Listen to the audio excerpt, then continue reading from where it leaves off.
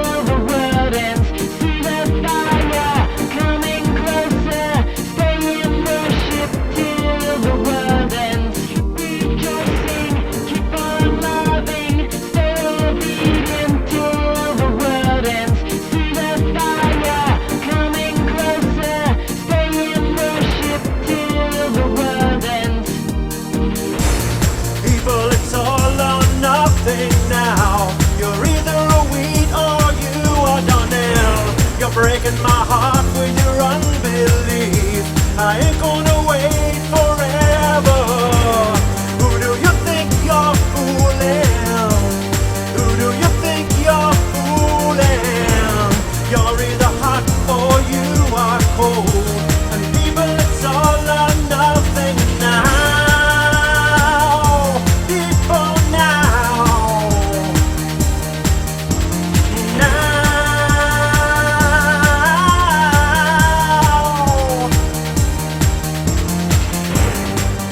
Brothers and sisters, welcome to the Torah Talk Show with LEW White and Mark Davidson. The Sharp Sickle Series. A Torah Institute production.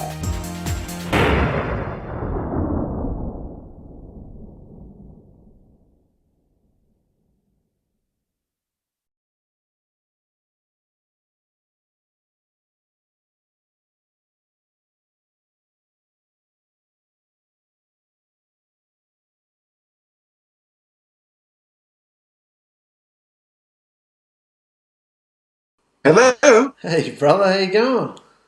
Hey, fine. Good to see you. Yeah, you too. Let me turn this down a little bit. This thing's getting pretty loud. I usually use my headphones. Oh, yeah. Well, Phyllis might come in and just say hello to you. She's been missing you. How are you, sister? Hey, how you doing? Very good, thank you. It's good to see you. Yeah. How's our connection? It's a little bit fuzzy. Is it? Oh. Well, you sound. Oh, there's the dog. There she goes. You sound great. I gotta get out of here. The dog wants to come in. You sound great. You look good. Yeah, you look like you've got a little sun on you. Yeah, got a bit of sun. Yep. Yeah. Oh, that's great. Oh, that's good. Yeah.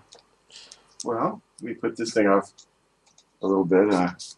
I'm not ever ready, am I? Well, fine. It's an early morning for us here. It's a national holiday today for us. I don't know if you heard. Really? Oh, it's a terrific controversy among all the Natsarim too. You know, there's people arguing, and yeah, they look for any kind of a club to pick up and hit each other with. It's so sad. But Thanksgiving is like, hello, Thanksgiving? You don't want us to do this? What? You know. Anyway, it's a national holiday. They think it's oh no, that's they're trying to replace Sukkoth. No, they're not. They ignore Sukkoth pretty much, but you know, it isn't even a harvest festival because the harvest was like months ago, you know. Yeah. But they say they think it's a harvest festival. It isn't. It's a family kind of day of appreciating, you know, and it really has a diverse history to it. You know, there's all kinds of. Well, the origin of the gun. You remember the gunpowder plot?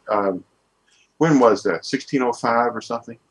Anyway, they had the following year, England established a Thanksgiving Day for the gunpowder plot not happening. They almost blew up Parliament, you know, the Jesuits. Wow.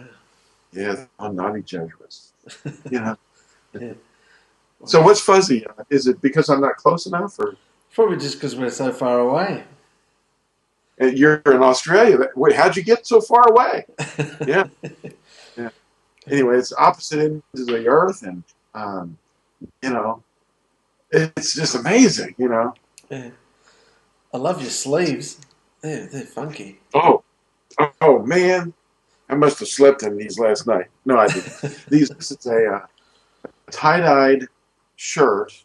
It's long sleeve, and it's winter here. See, Okay. you can you're having warm weather, but we're having really starting to get pretty cold weather. We've had a few freezes, and so in the morning I like to wear something like a long sleeve or layers. So I have to put on my traditional shirt. So Yeah. she was the name and the menorah, Yeah. the name and the word, the covenant. Yeah. Yeah. Wonderful. Oh, I missed you, brother. It's been a long time. Was it 2 months, 3 months? I forget. Oh, it's been seems like much longer than that.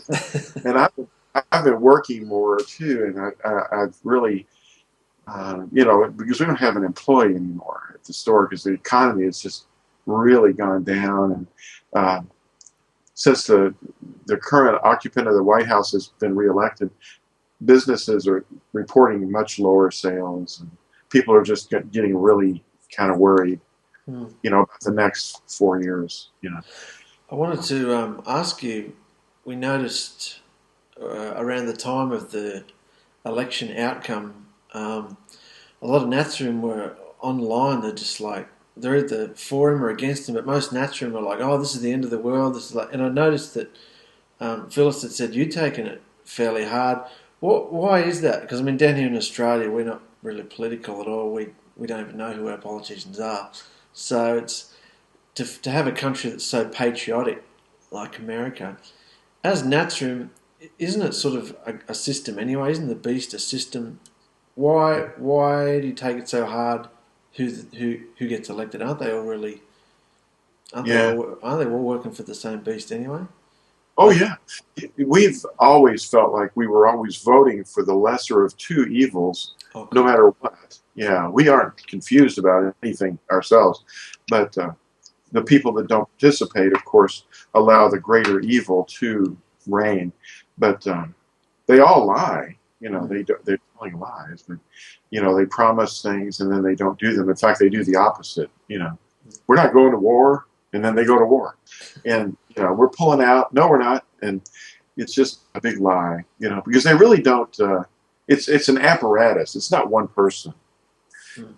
Like you say, it's a beast system. So it was more his policies that most people are upset with, is it?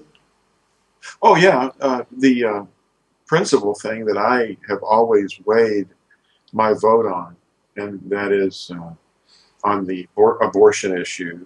And when that occurred, with him, he was really pro-abortion, more so than anyone. He was an extreme. Any reason at all you can come up with. And the sad thing is, most people are saying there's some kind of a racial component to this, but that's not it. If anything, if there was any racial component to it, it was in favor of the fact that he was half ethnic or foreign to the ethnicity that's normally thought of as in the United States. We embrace everybody. We're a multicultural as well as multiracial nation, and there are racists here, in every group, every group. It isn't just old white men. We're actually the most hated group, and that's so sad. I mean, whatever. I think they relate us to the founding fathers, and they were old white men, and actually, old white men are running the Democratic Party too. But it's just. Yeah. Anyway, the parties are basically split on issues and things, but I think the abortion thing is the thing. It's always been that way for me. I want to. And the sad thing is, the abortion clinics predominantly abort the black children. It's so sad. And then they vote for their own demise, if you know what I mean, in this recent election. But the thing of it is, most people have no awareness. They're just educated by sound bites, just like religious people are. their impressions. Mm.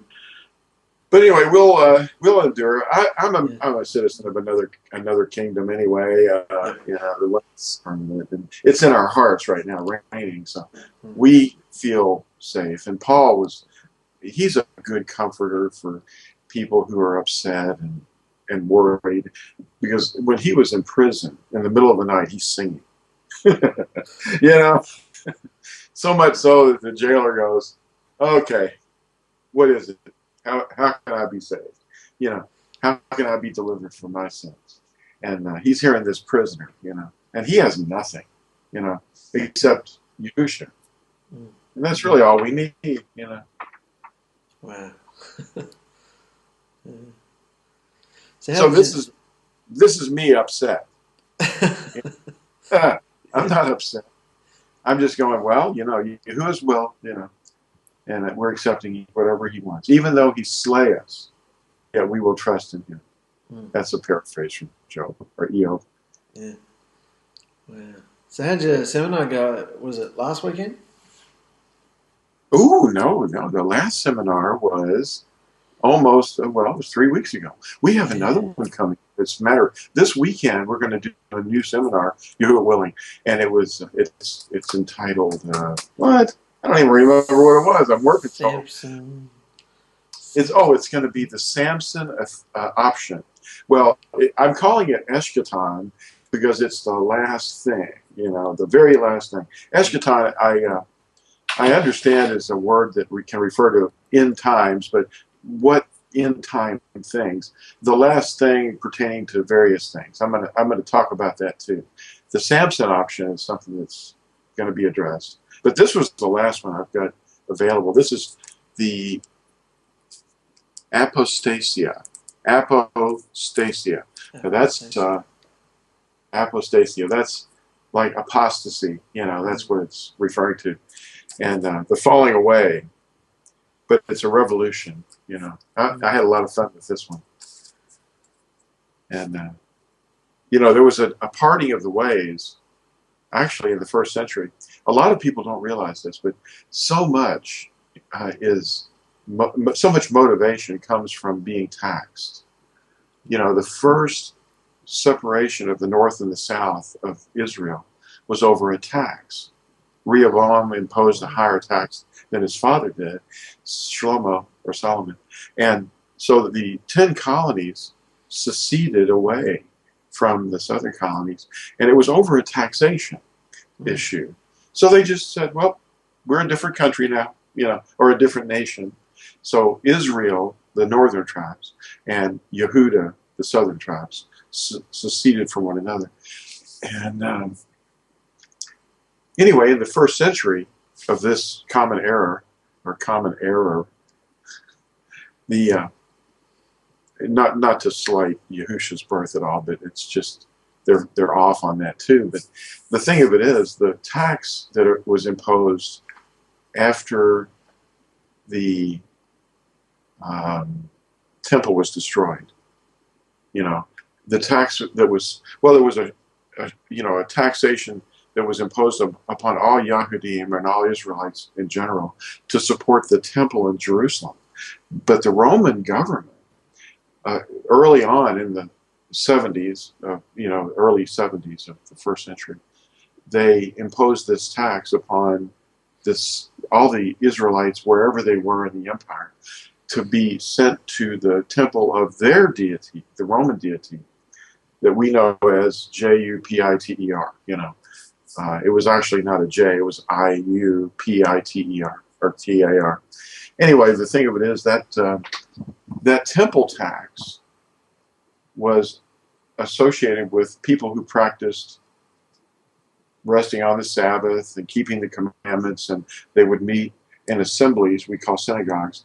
And when the Gentiles were imposed upon by that tax, they said, well, wait a minute, I'm not exactly of that nation.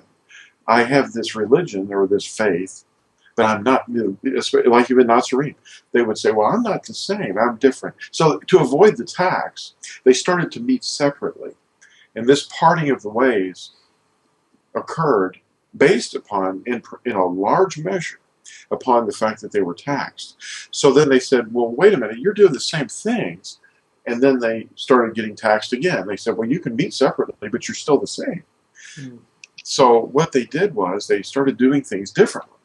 And eventually they started meeting on 2 days, you know, the Roman day of the sun and the Sabbath, not meeting, but, you know, so much, but sometimes they would have assemblies on both days, you know. Not that everybody would show up. It wasn't like that, you know that. But it would be where the Gentiles would go to learn. That's what the synagogues were primarily about, because you're supposed to teach your children in your home the Torah, you know. You know, that's what it says in the Shema. You teach your children these ordinances, these commands, and do it when you're lying down and when you're rising up. It doesn't say that you're supposed to go to report to some other place and get it done, you know. But in the case of adult Gentiles, they did meet in the assemblies. But this parting of the ways was based on a tax problem. And that's why a lot of people hang on to their automobiles and their vehicles longer now, because they have to pay a property tax. And that harms new car sales, because if new car sales weren't so heavily taxed, then people would be going, well, I'm going to buy one, you know what I mean? But like, I have to pay my tax on my truck. My truck is like 14 years old, and I keep it in good running order. Praise Yahuah for that.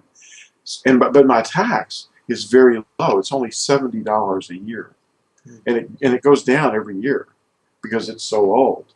And I don't want to buy a new one because, well, I can't afford it. But also, if I did, I'd get taxed. That would be hundreds of dollars every year, just because I have it. I know you all know what I mean. You have high taxes like that too.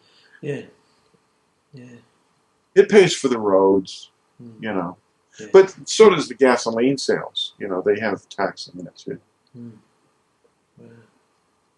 So, what led you to the idea of the Samson? I saw the picture. He's got his hands on the walls, and is that like the eschaton? That's the last thing. Is that like that's the last thing he did, or? I have been reading a lot of scripture, and I see all these texts about these end time events. You know, that the prophets that thousands of years ago were writing about, and it says things like the lender is going to be in the same situation as the borrower. You know, and the slave is the slave owner. Everybody's going to be in bad shape, you know. And anyway, there's going to be an event. And I can just guess, we can guess what the event is, but we see Israel right now in a siege against the same names anyway, maybe not the same people, because the Philistines were not Shemitic. They weren't of Shem. They were, I mean, if they were of Shem, they were a mix. But the fact is, the people we call Arabs today are not the same people that are in Gaza today. You see, back in the days of Samson had the same problems with these people that lived in Gaza. Gaza is still Gaza. And the occupants of Gaza at that time were Philistines. And that's what the word Palestinian means. See, that's just the Latinization of that word. Philistine is Palestine. Philistine, Palestine. It's the same thing. But that's why the Romans named the land Palestine, because they were thumbing their noses at Israel. You know, well, it was really Hashatan, the dragon. But anyway, Samson was going back and forth to Gaza. And he was, you know, kicking booty and taking names often, all the time. Yeah. And burning stuff up, you know, with foxes. You know, and you can read about it in the book of Judges. But anyway, Samson, at the end of his life, he was blinded. He had no strength because his hair had been cut. And, you know, because that was the sign of the Nazarite. Not the Natsarim. That's a completely different word. And he's in the temple, and they're making games of him. They're making fun of him because he was a famous guy. He'd killed so many in his lifetime. And there were 3,000 people in that temple. I think they mentioned it, that 3,000 were on the roof alone. Anyway, all the heads of the Philistines were in this place making sport of Samson, whose name isn't even Samson. It's really Shimshon, which means a sunny disposition or a happy person, you know. So we have this fellow. He prays to Yahuah. He says, "Please, this one last time, give me my strength back, and let me avenge myself and for my eyes upon these people." And he asked this boy to put him, you know, in this place where he could feel the pillars of the temple. And the boy goes, "Yeah, sure." You know, he's like a harmless-looking person to this boy. So he goes there and he gets between these pillars, and he prays, and then he pushes them apart. And these are, of course, the fulcrum of all the weight of the temple. Everybody in the place gets crushed, including Shimshon. And that is there's a nuclear deterrent policy in Israel. Now, there's 3 nations on the earth that have what we call a doomsday deterrent policy. If anybody bombs the United States with nuclear weapons, there's an automated response. It doesn't even require any authorization.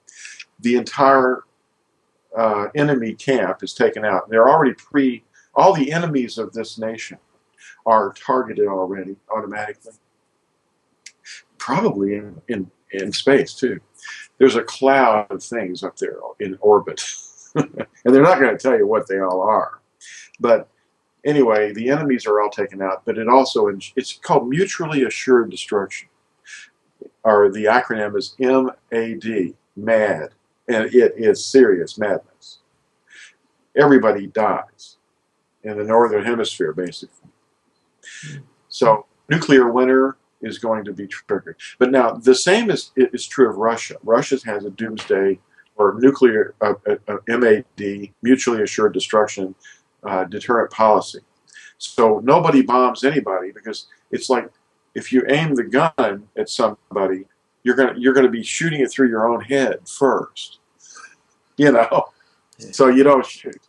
But that's not the case with that's not a deterrent for people that are Islamic, because they will shoot a person through themselves.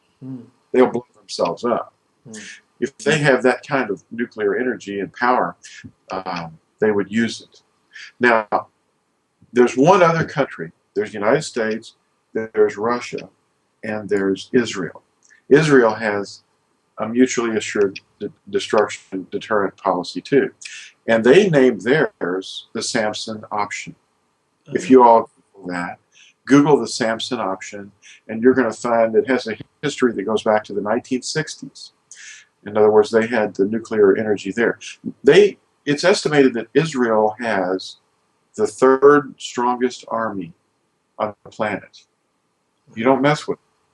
You don't mess with it. In fact, one of the leaders was saying that Israel needs to be like a mad dog. You don't want to even mess with it. But they do. Everyone is. They target the people, the Philistines. I'm going to call them the Philistines. That's what they want to be called. Are targeting from Gaza civilian populations. What madness is that? Who's ever heard of such a thing? Anyway, and then when they respond to try to target the source, then the world's media goes, "Oh, look what they did." Well, 13,000 plus missiles have been launched into that country in just recent years.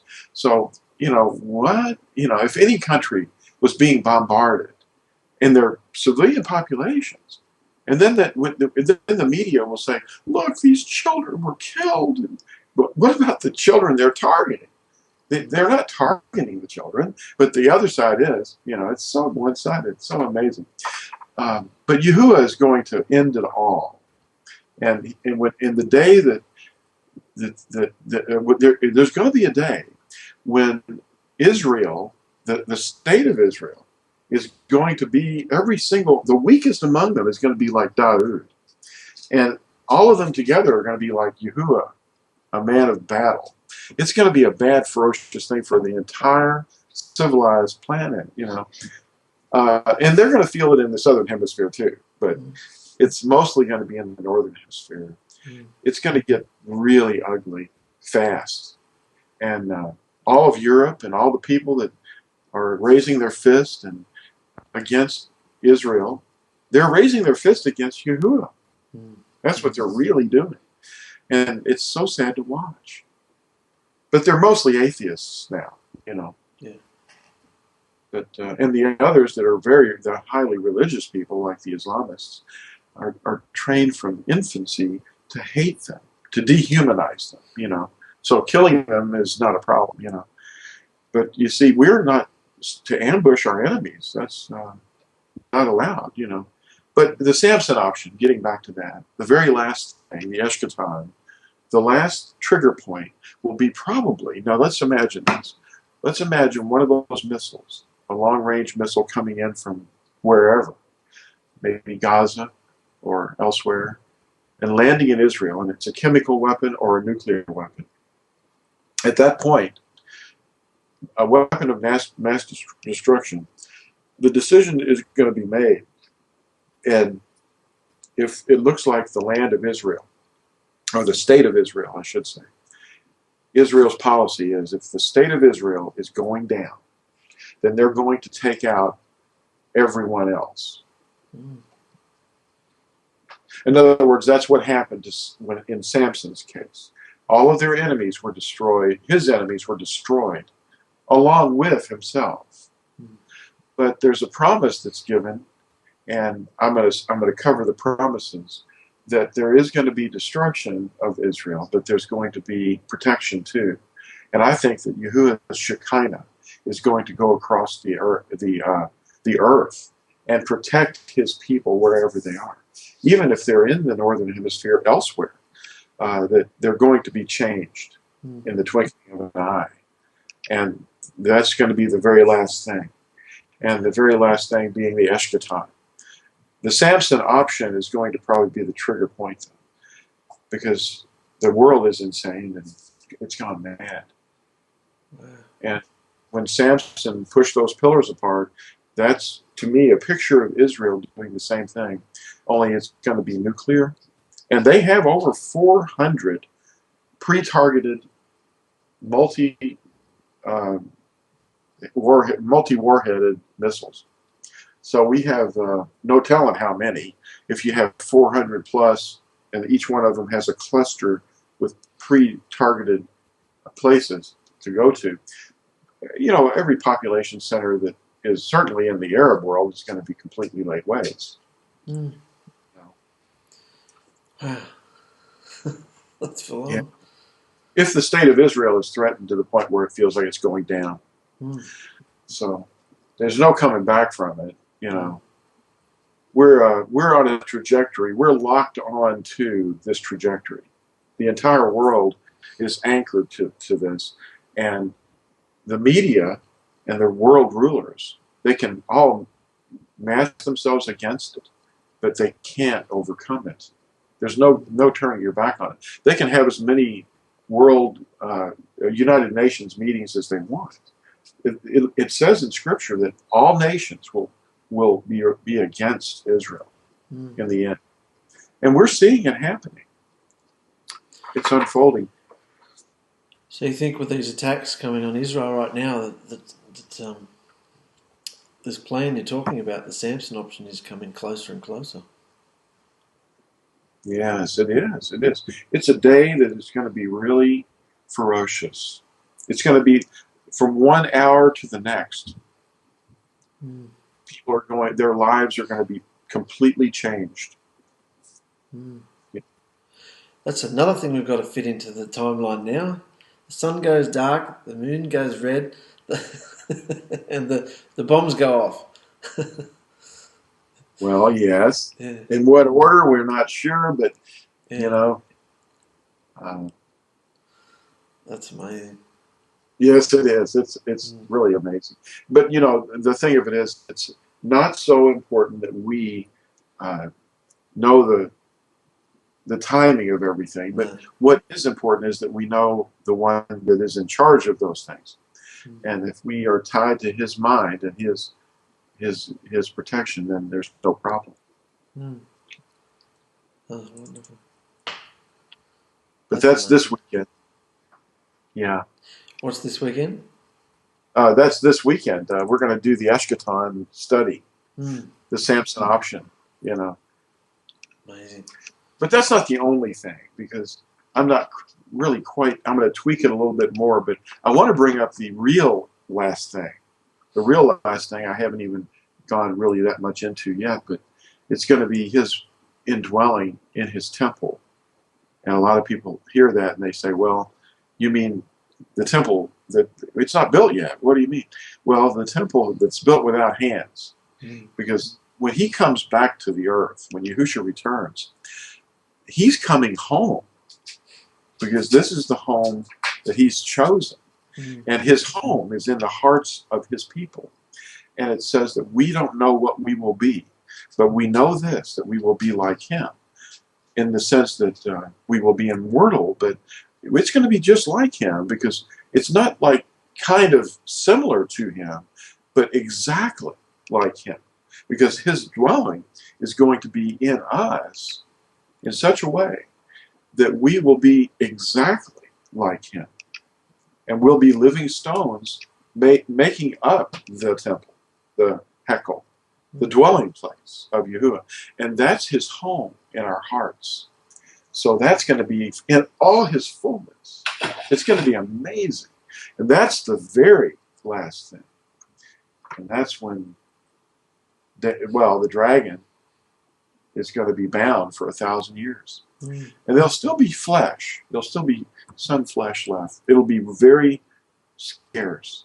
And then over the next 1,000 years after that, they'll reproduce, and they'll be around people like us that are, like light beings, ascended beings, like they show you in these science fiction shows.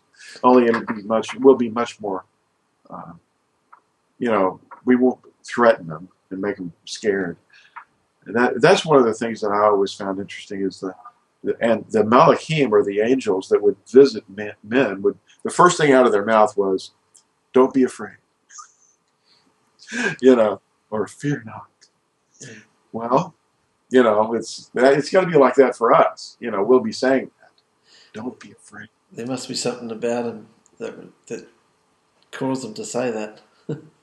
Yeah. Amazement. Well, there's a difference between the way we're going to be and the way we are now. We couldn't even live in these bodies and see Yahuah. It would kill us. Yeah. Yeah. Oh, can't wait. It'd be amazing. Yes, it is. But the hope of Israel is, our blessed expectation, as they call it, is when he takes possession of us, full possession, and we're his new home. People don't know that. They think he's going to be sitting in some building. Yeah. But these are abstractions. Those are so that he can communicate with us. When we use those kinds of words, the heart, the lamp, and, the inner person. But his plans are far different from what most people know. We only have it. We can only understand it in part. We can only get a very dark glimpse in our imagination of what we're going to be like. But it isn't for us. It's being joined to him, and that's what's really exciting. That end thing, the very last thing. Yeah. But the rebellious aren't going to be able to partake of that. No. So when you say Israel retaliates and the Samson effect, the bombs go off, this Shekinah you're talking about, that's going to protect Israel, those sealed with his name, isn't it? Not sealing the land of Israel, like Israel today. It's sealing his people, his true people sealed in his name, isn't it? Yes, it is. Yeah, his name is the Shekinah. That's what the presence of the name. It's the indwelling of the name. That's what the Shekinah is all about. And it's a visible manifestation of the presence of Yahuah. We talked about the Shekinah in the Shekinah study, but the indwelling of the name and the sealing of the name represents his name being placed upon his property. See, when you buy a new ladder or you buy a little gizmo that might look a lot like somebody else's gizmo, you'll put your name on it because or you might etch it on something. And so he sealed us with his name. And that is the principal difference. But he will not seal a person whose heart is bent upon ignoring his covenant. He won't do it. Why would he do that? Just believing, because I hear on the radio all the time these preachers that talk, and they say all these really nice things about faith. But faith, if you have faith and belief, then why not obey? They say we're not under law. What that means is we're not under the penalty of law. That's what it's talking about. It doesn't say we're lawless, but we're not under the penalty of law, but we're under what they call hasid, loving kindness. So the penalty is not what we deserve, we don't receive. But if we continue to be stubborn about it, and the false teachers are out there by the tens of thousands, and they're teaching people that the law can be ignored because we're not under the law. But we certainly have to obey. And if we don't know what to obey, what are we going to obey? Our heart? What? That's not a good thing. No. What was it? The chirographant or something? Is that the word? The chirographon? Is that the, yeah. That's the Greek word that's used one time, and it's the handwriting that was against us. So when the accuser comes up and goes, okay, next, now let's see what we have against you. Oh, what happened here? Everything's erased. There's nothing on this paper. But your name's here. Oh, okay, well, and but the other people will have, the people that don't have the sealing and the people that are not covered by the blood of Yahusha's sacrifice and offering of his blood. Their sins remain on that document. The handwriting that was against us, the accusations of our lawlessness, the breaking of the law, because sin is lawlessness. It's just 1 John 5. 1 John 3:4. Excuse me. Yeah. Wonderful. That's right. Yeah. I'm trying to wake up here. Please forgive me if I'm misquoting scripture. That's all right. No problem. Please forgive me. But so tell us more about what's going on down there in Australia. Sounds like a summer of fun there. Yeah. Well, we're in this little town called Malakuta right now. So we'll be here for 6 months, although I don't think they're going to let me leave ever because they don't have a hairdresser here. So they're going to hostage. they're lapping it up. So, yeah. So we just go with the flow. We never planned No competition. No competition. No competition. We've got the monopoly. Yeah. So, yeah.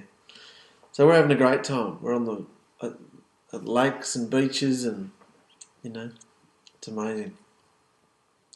And we'll put our, I think I'm about to upload another episode of the Trippin'. And then the one after that, we'll have to start filming the town so we can show everybody the town and the house and the salon and just the locals. Yeah.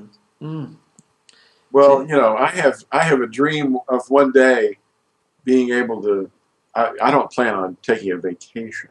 I don't have that kind of. I never take vacations, and that's sad. But or a holiday, except for the Sabbaths and the annual Sabbath, annual appointments. But if I ever did go somewhere, I'd love to come to Australia and just move there. It may happen. Yeah, well, I'm into it. Mm. So you think Malakuta is a lovely town that would be a good place to settle down? That's obviously a lot of people are permanent residents. Yeah, and every client that comes in tells me, "Oh, we came here on a working holiday 20 years ago and we never left. We came here 10 years ago and never left." So I seem to see the pattern. That's great. It's amazing. Although the lady I work with, she said, just wait, just see the winter through before you decide what you want to do, because she said it gets pretty cold here. So, but I mean, there's not too many places that don't have a couple of months of either too hot or too cold or too wet or too dry or too windy. Or no place that's perfect. So, well, there's no tropical vegetation. There's no palm trees or anything, right? No, it gets a fair bit of rain, so it's really nice and green. So, well, does it match the climate of anything you know of here in the United States or North America? Is it like London or? Oh, no, it's not London. No, not London. Yeah. No, I'm not sure. Yeah. This whole new experience for me, hitting the road. So. But it is further south from Sydney. Yeah, it's further south, and so it's a little bit wetter. As soon as you cross that border, it tends to get a bit wetter, I'm told. And yeah, the weather right now is not too good. It's sunny and then raining and sunny, then cold and hot and cold, hot and cold. Everybody's promising that it's going to get hot, so we're waiting. Wait for it. Yeah. Yeah. So we're just going with the flow. Having lots of different experiences, and it's a totally different. No pressure working in this salon. I'm the only hairdresser, and it's it's a very refreshing change. So, yeah. Because you were usually in an environment where there were a lot of other hairdressers, and now there's just one. Yeah, or just few. One. Yeah. There's another girl who does a couple of days a week. Certain days she does the 5th day night, and she works on the Sabbath. But yeah, otherwise it's just me. So it's great. Oh. You can take off on the Sabbath, and they're not going to give you any trouble. No, that was that was it. I said that up front, and thinking that they may not hire me because of that. She said, no, we don't have a hairdresser. We'll take you. So, we'll take you. Yeah. Even if you're a commandment keeper, we'll still take you. Yeah. So. Yeah. The thing of it is, when you're around one of us and you're not a believer, most of the time that people are convicted of their own sins, and they feel like you're accusing them of something, but you're not. You know, I don't look at anybody askew, or I don't think anybody that comes in my shop ever feels like I'm judging them at all. But I just tell them, I don't smoke.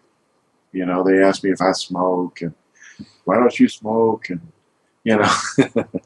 so, well, the human body wasn't really designed to inhale smoke. Yeah. It's not real obvious, but it's just like truth. Truth is the foundation of wisdom, and if you don't have truth, then you don't have real wisdom. You might have false wisdom, but the fact is, when truth is first mentioned, it's ridiculed. It's being, hey, that's ridiculous. But then the second stage, of course, is it's violently opposed. And then the third is it's accepted as being self-evident. It's obvious. It's just a logical thing. But logic and truth are one. They're the same thing. Well, Amy and I are finding that it's just a shock that there's only about 1,000 people in this town, and everybody knows each other. In fact, the local real estate guy said to me, came into the shop the other day and said, "Mark, don't you dare have an affair, because your wife will know before you even get home." I thought, great, good to know, mate. And Okay. he said, everybody knows everybody in this town. Everybody knows everybody's business. You're driving around and you're just permanently going like this. Everybody's just waving at each other, and it's Oh, man. it's totally strange to us because we've been in other different towns and then in Sydney, and we've had all sorts of different behaviours in the past and erratic up and down and not very, Yeah. So we're being very careful. Like we're trying to behave ourselves and just really play it cool, like. Not like you really are. You want to just bust loose. Oh, you just want to, get in there and tell them this and that, this and that. They're not religious at all, so it's like they're just chilling out with their beers, and it's just. Maybe that's why you were sent there. Yeah. So we're just waiting. Who is working? Yeah. Well, that's interesting. When you're one of the new people, then everybody's heads are going to turn to you and go, "Hey, you know what? He's new, and that family over there, and your family is so precious. I mean, how can you not notice? That's it. All those beautiful children. Yeah. Oh, you're the one with the 5 kids. Yeah, that's me. Yeah. So, yeah. See the rumor. You're famous already. You've been there for a few weeks. Yeah. Yeah. Yeah. Now, what was that word that they shortened it to? Cooties? The coot. Oh, the coot. Welcome to the coot. Welcome to the coot. I like it. Yeah. That's great. Yeah. So Man, the coot is a real hoot. Yeah. Coot is a hoot. So. Oh man. Yeah, you're right. You just want to bust it loose. You just want to go to the paper and say, "Don't you know this and don't you know that?" But it's we're trying to play it really cool now. And I'm thinking when Christmas time does come along, I'm thinking of maybe this is the first time we found that we're in a town where we really are caring. Like they're so friendly and lovely that we actually care about them. We don't. Whereas in the past, we'd write things or we'd do things, and it's like, yeah, get the religious people, and and you sort of having a go at them and all that sort of thing. We feel like we're trying. I'm thinking if I wrote something, it'd be sort of from a different perspective. Had you ever thought of this before, or had you? So it's really not confronting. It's just, have you ever considered that Christmas is, these things, like, so it's not in their face, like they're not just going to rip the paper up and get, well, they might anyway, but, Yeah. I was just, while you were talking, I was thinking, with your skills musically and your writing, you could probably write a song that would become the anthem of the coot. Yeah. Nobody's done it yet. I mean, No. how many songwriters are in the coot? Yeah, not a lot right now, I don't think. There used to be a big movement 20, 30 years ago, but I think it's not happening right now. Yeah. Talking to a lady, You could become the Jimmy Buffett of the coot. You were talking to a lady? Talking to a lady today who used to work at the radio station. And she said, anybody can go into the radio station and put your name on the roster and you can do what you want. I thought, You're kidding. That's interesting. That's right. You've got a recording studio there, right? That's it. Yeah. Yeah. This is the radio station. You can go in there and you can do an hour or two. I thought I'll just take my iPod in there and play music for 2 hours. Or you can play, You might take your iPod and a recording of maybe a TORAHTALK or one of the seminars for an hour. Yeah, you can do that too. Just put it on audio only. Yeah. Yeah. If it's, possible. I don't think you and I are so threatening to people that are neutral. Do you? I don't know. Maybe. No. Maybe not. But No. I would hope not. I mean, I've seen a lot of Natsarim and even Christian pastors that are, really angry and unhappy about something, and they're in your face on there. You're looking at YouTube and there's somebody wearing a funny hat, and they're going, "If you don't keep this Torah," well, that's not but well, why not be loving about it? Approach the thing with love, and instead of getting all dramatic, read the Torah, because the hearing of the word is what goes into the person and changes their heart. And all they have to do is hear it rather than all your drama. You know. Yeah. So if you're all dramatic, they're just going to turn you off. You know. Become a wine sucker. You know. Oh, good. You know. I'm not gonna. I'm just not like that. I mean, I really love the ones that read Torah. When I'm listening to the radio, and one of these pastors will be. I listen to the radio as I drive, and I love it when they start reading the scriptures as they are. You know. One of the things that I want to point this out is I was listening just a couple of days ago to one of my favorite guys, and I'll tell you, I don't know. I'm not going to mention his name. I don't, because I do have something. It was just the only error. His whole spiel was great, except for one place. He was reading from the book of Acts, and it was talking about Paul and I don't know, Barnabas possibly going into a synagogue on the Sabbath. And then he stopped reading and he said, "You see, they were going in there every Sunday." And how do you read that? It says on the Sabbath, and from Sabbath to Sabbath, Sabbath to Sabbath. And then he turned to his congregation and he said, "See, they did it every Sunday, you know." And how do they do that, you know? The Sabbath breach. Yeah. Oh. Pretty amazing. Yeah. So yeah, it's just a totally wild experience for us right now because I myself have tended to be very sort of introverted. I'm just happy with myself and my computer, and you know, I don't want to bother you or hurt you. Just leave me alone. So I'm finding now, just people across the road. This street is just filled with children. We can't keep track of them. So when they run off somewhere, or when we first moved in here, we didn't have a fridge, so the family up there lent us an esky. So I went up there and, "Here, have a beer, Mark, no worries." And they're all puffing away and, "Do you want to smoke?" "No, thanks, mate. I'm happy with my beer." And and so a few days later, it's like, well, I better take the esky back, keep the connection going. So they're just normal. But this town is just, nobody's in a hurry. They call it Malakuta time, where everybody's just half an hour late everywhere they go. And really? It's common. Everybody's just so relaxed. Nobody works full time. And it's, I talk to the ladies, I cut their hair, and I say, "What does your husband do?" And most of them can't even tell me what their husbands do. They're just a bit of this and a bit of that, and they fix the boats sometimes, and they fix this, and they're around. I'm just so glad I've got an occupation. I wouldn't know what I'm doing in this town.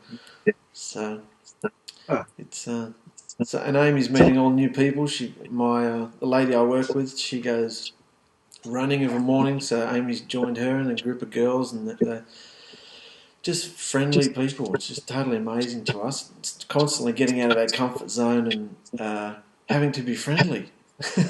Well, I can see that this has really affected you. Yeah. I'm normally only friendly online. It's a culture shock. Yeah. Well, you have a fast love for them, I'm sure, but and it's growing. But what I'm seeing when you mentioned all those children, I'm thinking, aha, that might be the ones that you're sent to. Your children are going to be growing up if you stay there very long, and they're going to be getting their little friends, and they're going to see the truth and the light, and they're going to see the light coming out of your family, and other neighbors are going to be going, "You know what? We've been lied to," and I can see the whole coup changing. Just a generation, and it only takes a generation to lose it or make it. To change everything. And as long as it's done in love, that's the whole thing. That people aren't feeling like they're being judged, and we're not judges. We're just people that are happy and glad that we know Yahusha. I like to mention his name once in a while. Because he's the one. He's the king. He's coming. But if you told them about Yahusha, they'd probably go, What? Who's that? What's that? It's just like, Paul in in the city of Athena, or well, you know what I mean, the pagan idol. He's talking to these people that are big sophists and sophisticated people, and he's going, I've got this idea. And they were all gathered together to hear the new thing. And he's talking about some strange thing, to them. And they said, this is strange. Tell us more. And so Paul's telling them the truth, Yeah. I see you're very religious here. Yes, you have idols for everything. You even have one for an unknown deity here. Well, let me explain that one to you. And then they could, the coot could change. That's great. Yeah. That might be what it is. Yeah. Amazing. What's up, mate? You can see you get into my bed. I'll be there in a minute. They're all getting used to the house. Yeah. It's like 1 o'clock in the morning here. Yeah. So, Well, thank you for staying up late so you could. It's early here. It was 8 when you called, 8 a.m. Yeah. And I'm glad you knew about the time change for us because we just had a time change a couple of weeks ago. Oh, great. Yeah. Do they do that in the coot too? Yeah. Well, I don't know. I don't know about Victoria. That's the state we're in. So Yeah. we just figured now that we've got the caravan, if we do end up staying in the coot, that we'll just take. Apparently in winter it gets really slow, so we thought, we'll just take a weekend off here, go and see some stuff in the caravan, or a week off here, or 2 weeks there, and come back. If that's what we decide to do, Yeah. So still not sure, but The in this coming up seminar that's coming up in a couple of days, Yahuah willing, I'll have the SAMSON. What we call it? SAMSON option. The SAMSON option. Yeah, and I'm the one talking about it. You can't remember it. Well, the end times are going to be really rough. Well, it occurred to me when I was reading in Zechariah and in Yirmiyahu, chapter 30, about Jacob's trouble or Jacob's distress. People over the years have been saying, well, what do you think is Jacob's trouble? Do you think it's happening now? Do you think it's about to happen? Is this the beginning of Jacob's trouble? Well, Jacob's trouble would have to, we would think, they thought Jacob's trouble was happening during Nazi Germany. But you know what? Jacob's distress is going to be destructive to a lot of people.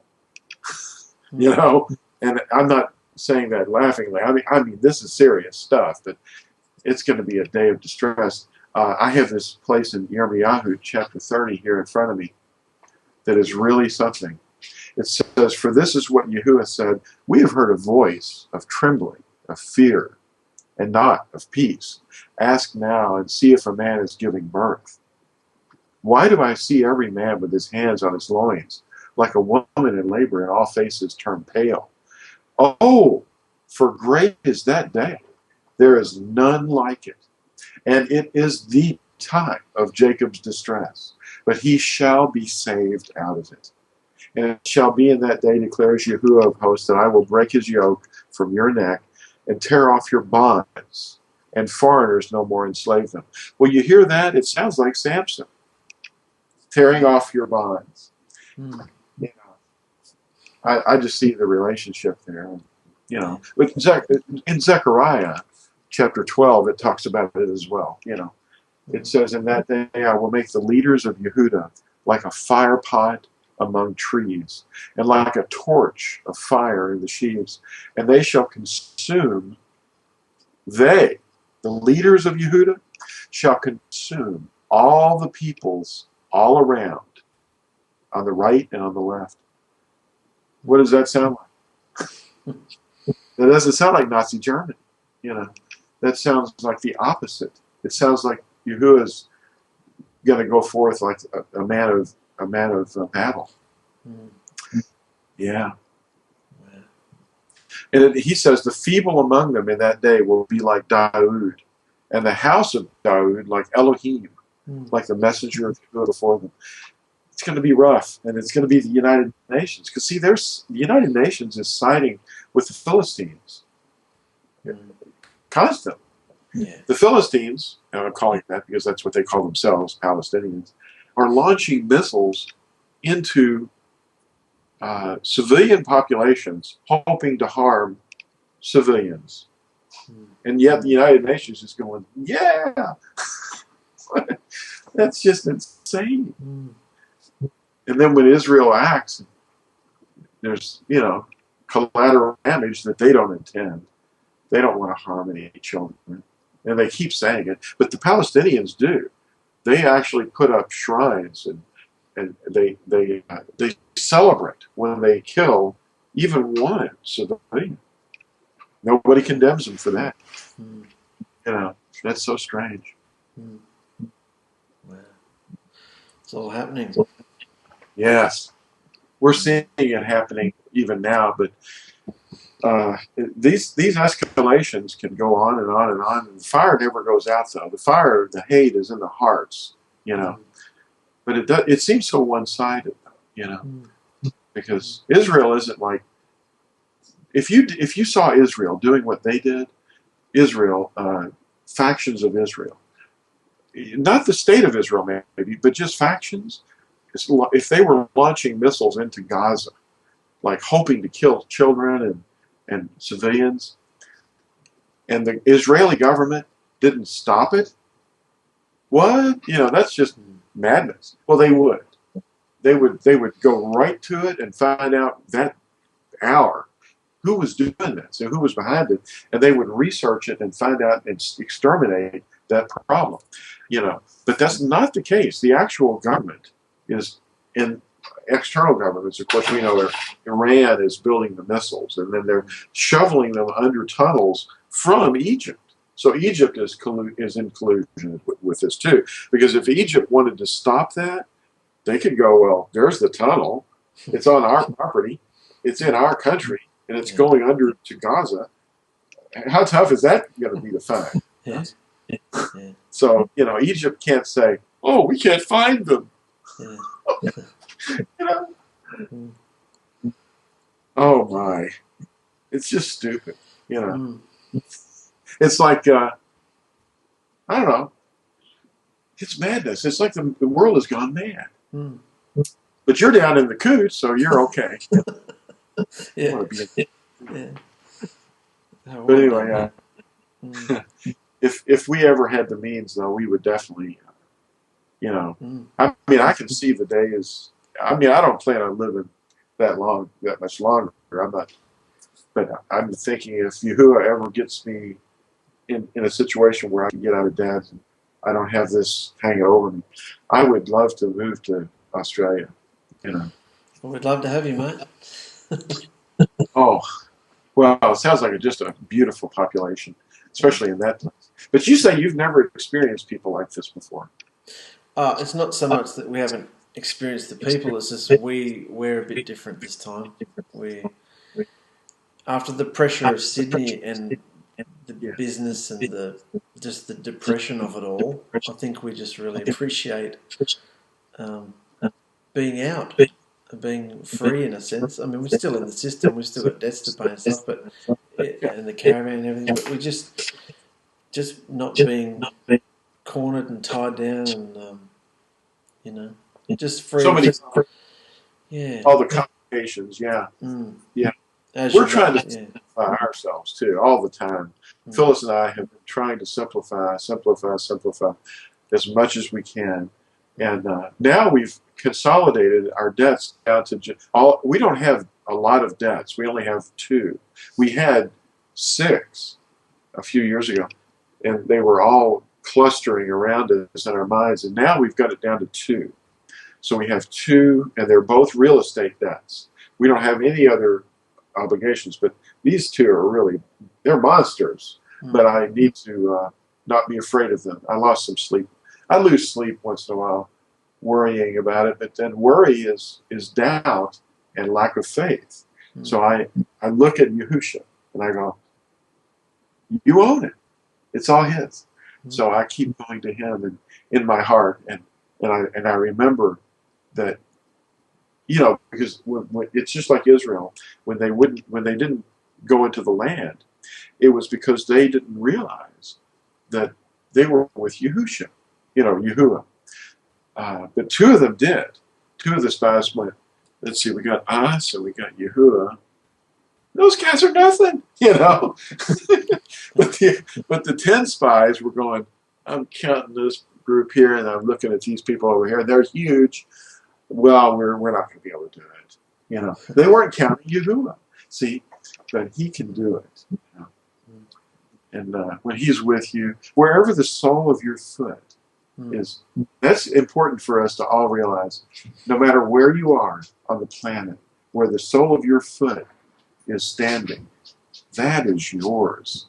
He said that because we're his. See, he sealed us. We're Israelites. We're his sealed people. And wherever we are, he is. So who owns this? Well, we do because he does, And we belong to him, and we're his servants. So wherever we stand, his servants are standing. But wouldn't that be amazing if we just all realized that? And we'd feel so comforted by that. We'd go, I don't feel the stress anymore. This weight is lifted off of me.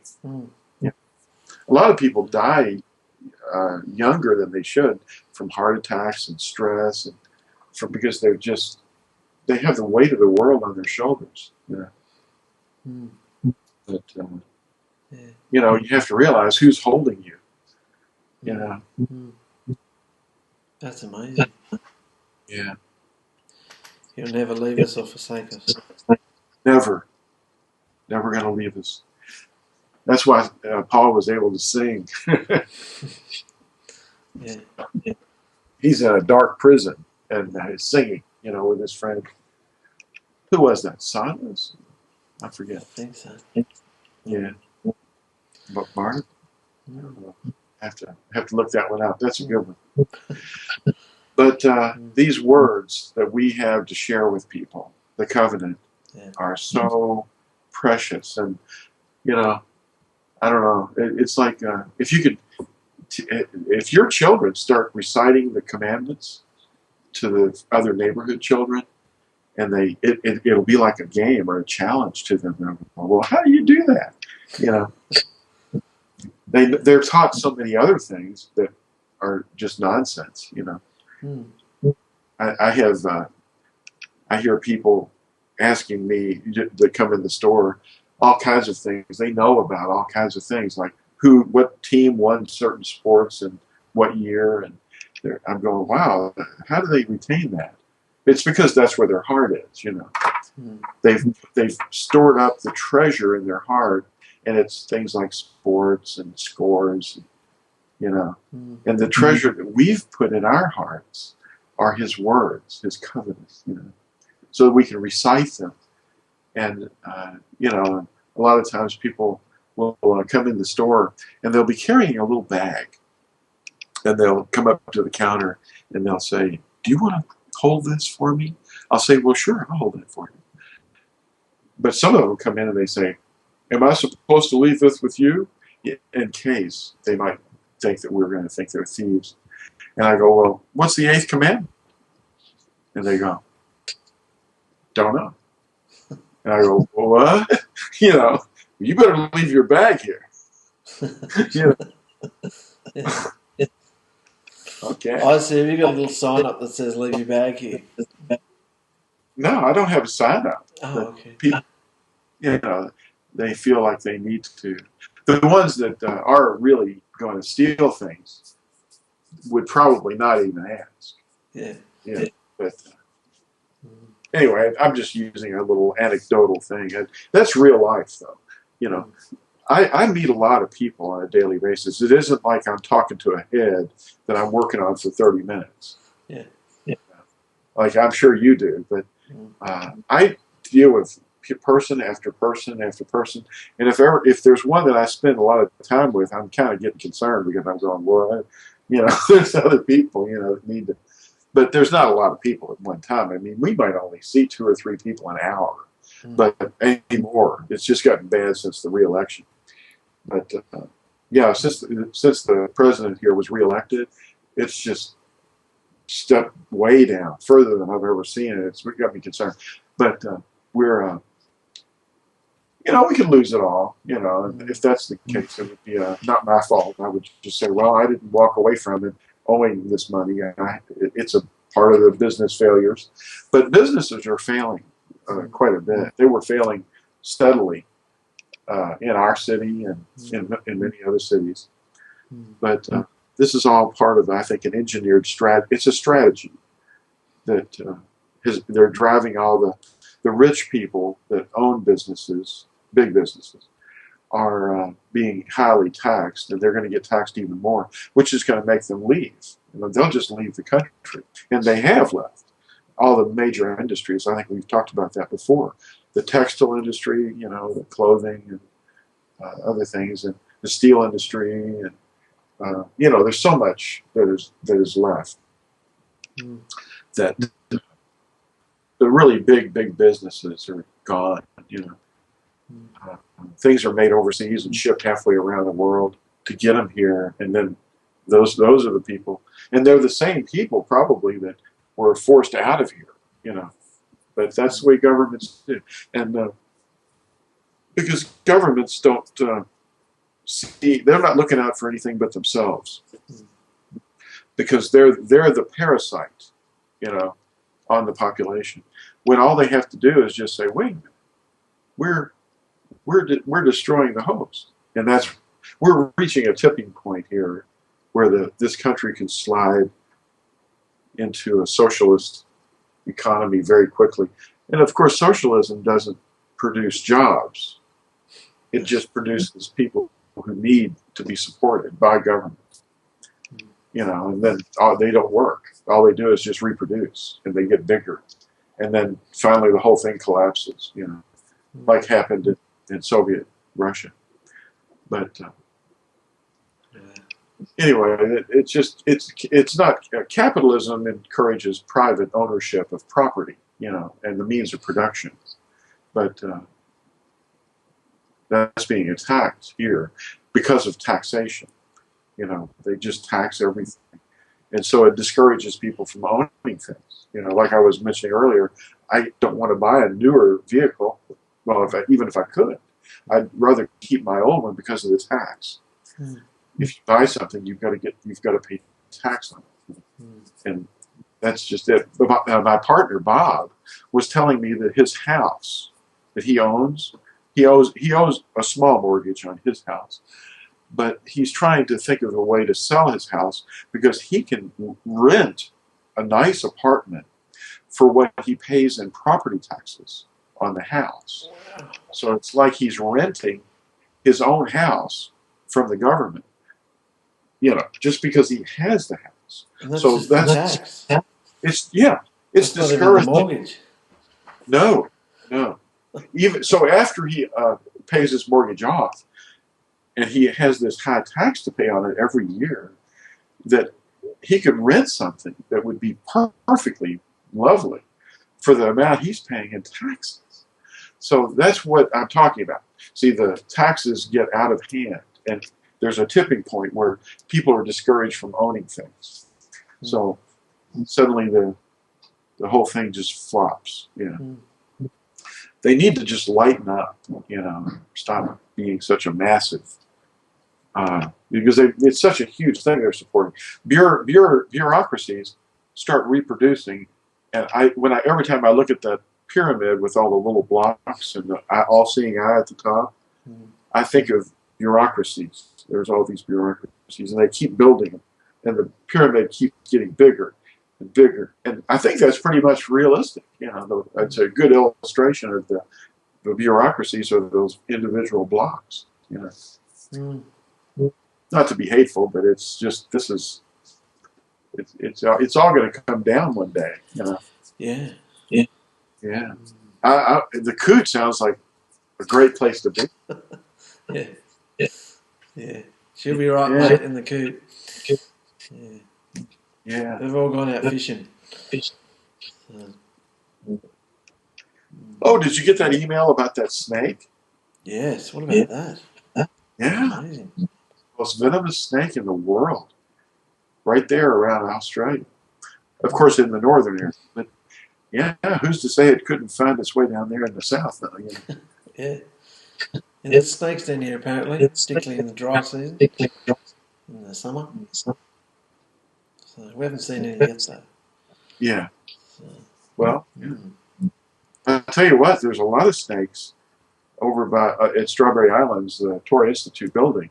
You know, the building that's at the top of our website. There's a lot of snakes there. Because, see, there's this little creek, little waterway that runs right next to us. And it goes under the road right in front of the building. And anyway, there's a lot of snakes and beavers, little groundhogs, things like that. Yeah. All kinds of wildlife, you know. In fact, one day there was a snake, a big snake. I bet that thing was 5-6 feet long and black. And it was coming up the little skywalk that we have in the back of the building. And wow, it was halfway up the skywalk. It would have been up there in just a minute or two. But in the building, you know. Wow. Yeah, there's a lot of snakes. I saw a baby rattlesnake, you know, and a lot of water snakes. There's a little pond in the back, and there's a lot of water snakes in there, you know. Wow. Yeah, it's kind of scary. Yeah.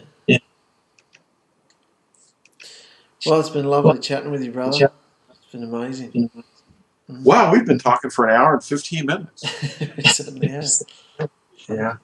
Well, you better get some sleep. Yeah. If my internet stick's still going by next week, I'll with the enough to download. We might do it next week or the week after. Or?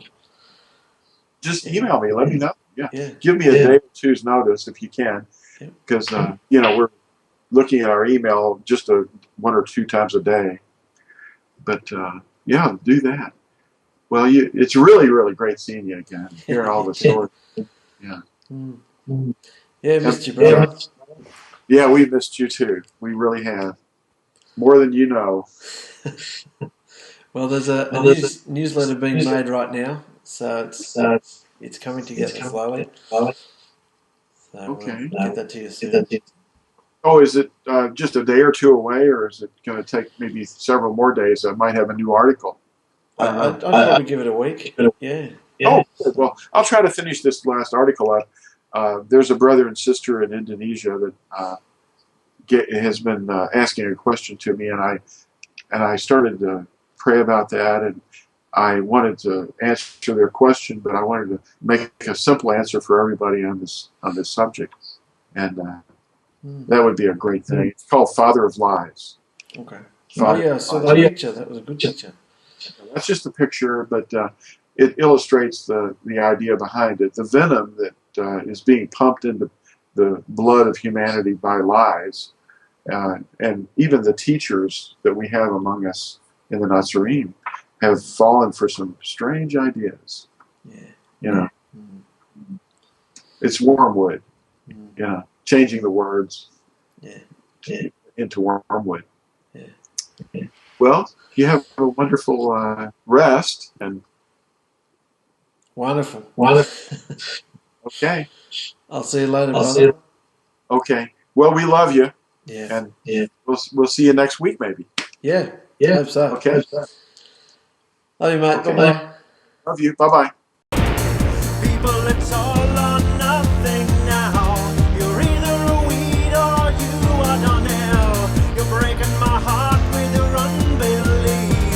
I ain't gonna wait forever. Who do you think you're fooling? Who do you think you're fooling? You're either hot or you are cold. And people, it's all or nothing now.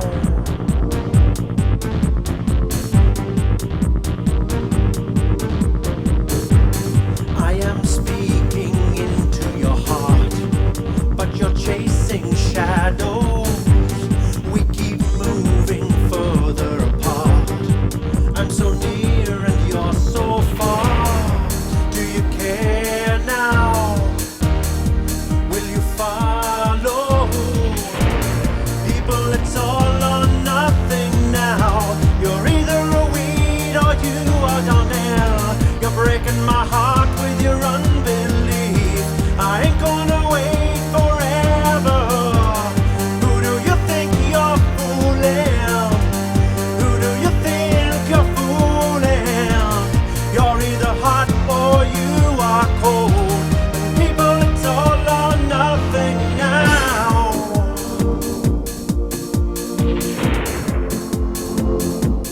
Keep rejoicing, keep on loving, stay obedient till the world ends.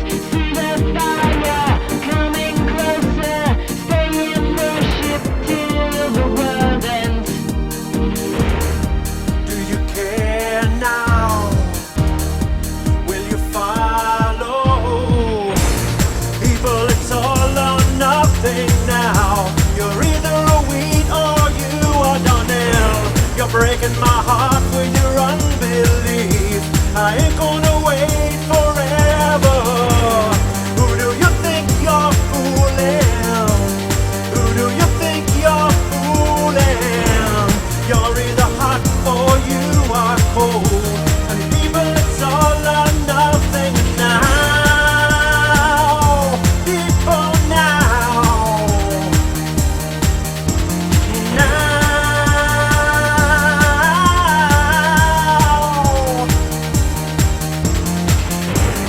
Who do you think you're fooling?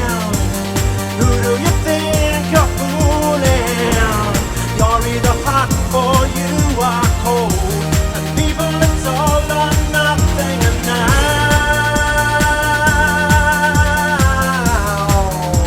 You're either wheat or tear. You're breaking my heart with your unbelief. I ain't gonna wait forever. Who do you think you're fooling? Who do you think you're fooling? You're either hot or you are cold. And people, it's all or nothing now.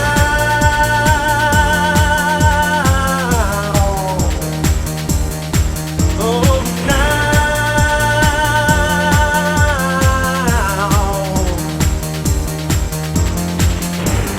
Who do you think you're fooling? Who do you think you're fooling? People, you're hot or you are cold. And people, it's all or nothing now.